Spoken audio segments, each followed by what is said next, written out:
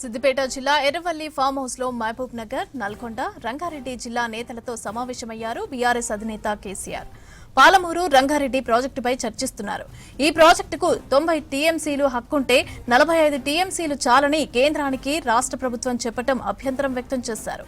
Palamuru project DPR ను కేంద్రం వెనక్కి పంపినా కాంగ్రెస్ సర్కార్ పట్టించుకోవటం లేదన్నారు. పాలమూరు ప్రాజెక్టుపై బహిరంగ సభలు నిర్వహించే ప్రాంతాలు తేదీలపైన మహబూబ్ నగర్, నల్గొండ, రంగారెడ్డి జిల్లా నేతలతో చర్చిస్తున్నారు కేసీఆర్. ఎర్రవల్లి ఫామ్ హౌస్ లో కేసీఆర్ మీటింగ్ పై మరిన్ని వివరాలు శ్రీనివాస్ అందిస్తారు. శ్రీనివాస్, ఎర్రవల్లి ఫామ్ హౌస్ లో బీఆర్ఎస్ నేతలతో కేసీఆర్ ఏ అంశాలు చర్చిస్తున్నారు? అప్డేట్స్ ఏంటి? ఈరోజు మధ్యాహ్నం 3 గంటల నుంచి ఎర్రవల్లి ఫామ్ హౌస్లో రంగారెడ్డి, నల్గొండ, మహబూబ్ నగర్ ఈ 3 ఉమ్మడి జిల్లాలకు సంబంధించినటువంటి నేతలతోటి కేసీఆర్ సమావేశమయ్యారు.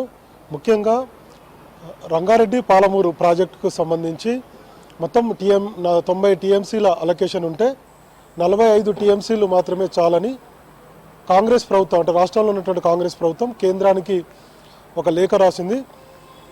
45 టీఎంసీలు చాలు అనేది కరెక్ట్ కాదనేది బీఆర్ఎస్ చెప్తుంది. ఇంకొక అంశం ఏంటంటే పాలమూరు రంగారెడ్డి సంబంధించి డీపీఆర్ కేంద్ర ప్రభుత్వం నుంచి వెనక్కి వచ్చినప్పటికి కూడా రాష్ట్ర ప్రభుత్వం సీరియస్నెస్ లేదు అనేది మరొక ఆరోపణ. ఈ 2 అంశాల మీద ప్రజల్లోకి వెళ్ళాలని బీఆర్ఎస్ నిర్ణయం తీసుకుంది.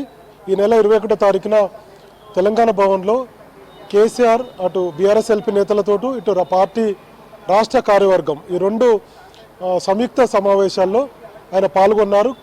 పార్టీ నేతలకు పాలమూరు రంగారెడ్డికి సంబంధించి ప్రాజెక్టుకు సంబంధించి దిశానిర్దేశం చేశారు. ఆ రోజు సాయంత్రం 6 గంటలకు ప్రెస్ మీట్ ఏర్పాటు చేశారు.